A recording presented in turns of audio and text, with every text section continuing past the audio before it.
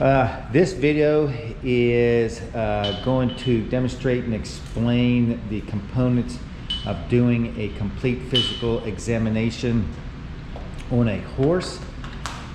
This will include all the things that you'll need to do prior to moving forward with any exam that you do when a horse is admitted to the hospital here, or maybe even out in private practice. So the first thing we're going to do is look at assess the pulse, respiration, and temperature. The pulse can be assessed by gently placing 2 fingers over the facial artery, which runs underneath the masseter muscle. And we will, once we detect the pulse with our tips of our fingers, we will count the number of beats over a 15-second period, and then multiply that by 4 to get our beats per minute.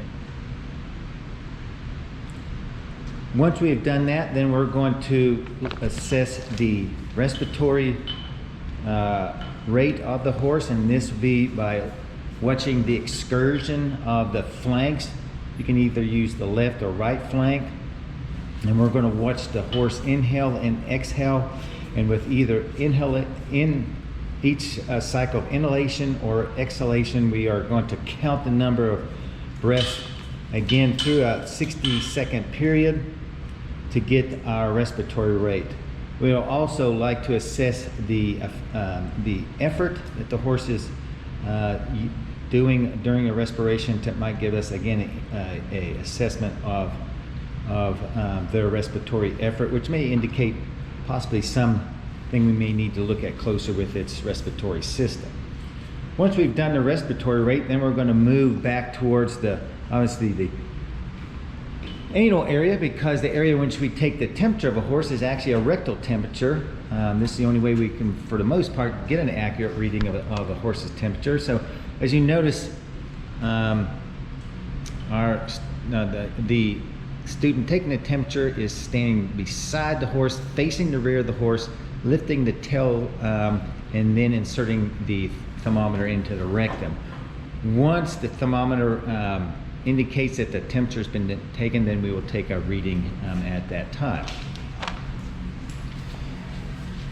Now, once we have done our pulse, respiration, and temperature, now we're going to actually assess the thorax and the abdomen by use of our stethoscope. So the first thing we're going to assess the lung field by ausculting the thorax.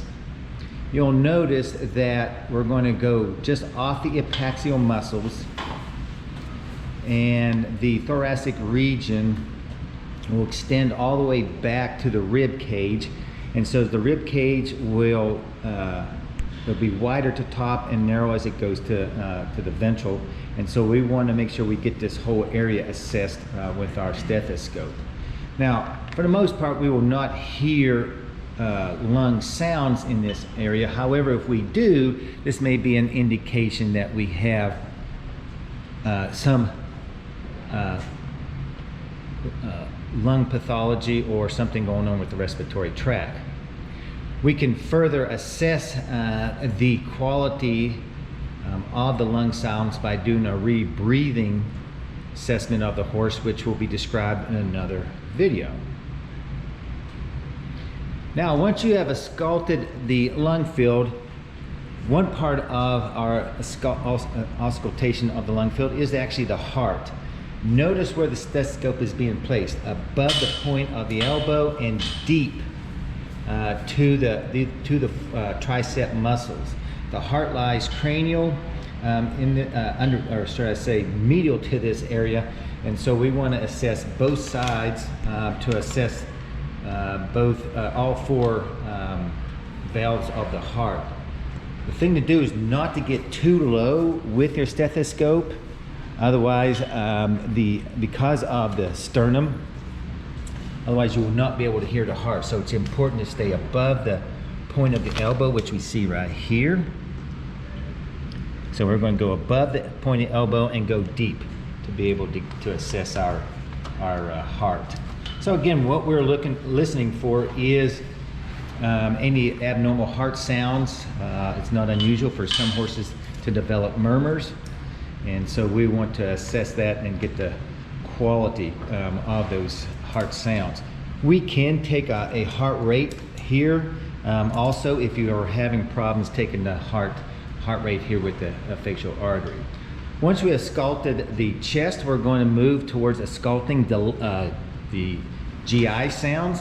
And there's 4 areas in which we can do that on the horse. Both there's an upper and lower quadrant on each side. Where the stethoscope is right now is in what's referred to as the paralumbar fossa. So we're going to again listen anywhere from 30 to 60 seconds over these areas to again assess whether or not we do hear gut sounds. And so the gut sounds are either from a gurgly sound to a kind of a rumbly sound, and we're going to assess these 4 areas for the GI sounds. You will learn later that within these areas there are various parts of the intestinal tract that lie within these regions within the abdominal cavity. So this will help you assess as far as possibly what part of the intestinal tract has motility, and ones that may be quiet may indicate maybe a possible problem. And of course, this is what we're most particular about when it comes to a horse that is presented, or you're asked to examine a horse that has colic or shows signs of colic. All right. We've completed our sculpting of the thorax and of the GI tract, and so now the next thing we want to do is assess the horse's perfusion. And one way we can do that is actually look at the color and the refill time of the mucous membranes above the teeth here. So what we're going to do, we're going to place our thumb on there, hold it there for a couple seconds, and then release. And notice how the mucous membrane becomes blanched, which is what we should see, and then immediately refill in less than 2 seconds. If it does that, then we have got a good refill time. The other thing we want to look at is the color of our mucous membranes. It should be a nice pink and moist. If it starts to get what we refer to kind of as a grayish or muddy color, then that may indicate that we've got poor perfusion. And one of the things that will oftentimes do that is if in a situation where, particularly if a horse has problems with oxygenation, or in a situation of endotoxemia, as in colic, and so that we may see those changes then. All right, since we're here at the head region, one of the other things we're going to look at is the eye. We don't want to obviously leave the eye out, so we're going to take a pen light or some kind of light source and look at the cornea, look at the surface of the cornea, and just kind of see whether or not we see any changes in there. That could be anywhere from possibly some white areas, which may be scarring, or maybe something that's on the top of the eye, the cornea itself. And then we're also going to look at the adnexia, and that includes the mucous membrane, the conjunctiva, the canthus, and the lids, because obviously foreign bodies can get in this area, but also horses are predisposed to certain types of neoplasias associated with the eye, and so we want to make sure that we don't forget these areas. Now, one of the other things is, it's not something we do like all the time, but I think if the horse will allow us to, we'll kind of get an opportunity to take a look at the horse's ears. This is something we'll definitely want to do much more focused if the owner complains that the horse either is doing a lot of head shaking or resistant to having his ears examined, as this horse is as well. Now, you noticed in this video as we went through it, for the most part, our patient here has been for the most compliant, but you will get into situations like this one here where they're going to be fussy about being handled a little bit. So this is where you're going to have to work kind of through it, and if you are comfortable about that, to help maybe get some assistance when you're doing your physical examination.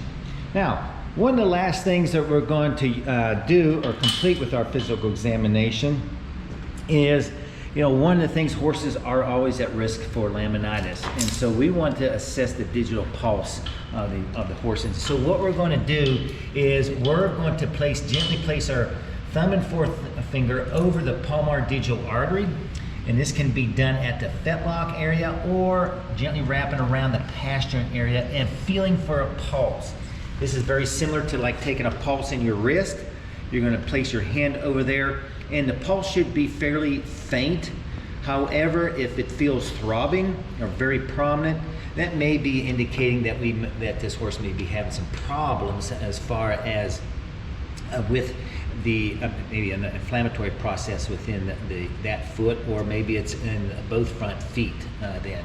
So again, that's one of the things that we're going to look at, and particularly you're going to find that in situations like horses that develop foot soreness and maybe associated with laminitis, or maybe even a foot abscess. But obviously those horses are going to be fairly lame or quite lame in those kind of situations. So with that, that is performing a complete physical examination. Obviously, one last thing to just take a quick look at as you're looking at this horse is to just give a quick look over as far as its overall body and pick up on any things that may be abnormal as far as with the skin, whether there's certain lesions or anything that may be present, and make sure you account for those, because again, these may be some indications of something that may need to be addressed later.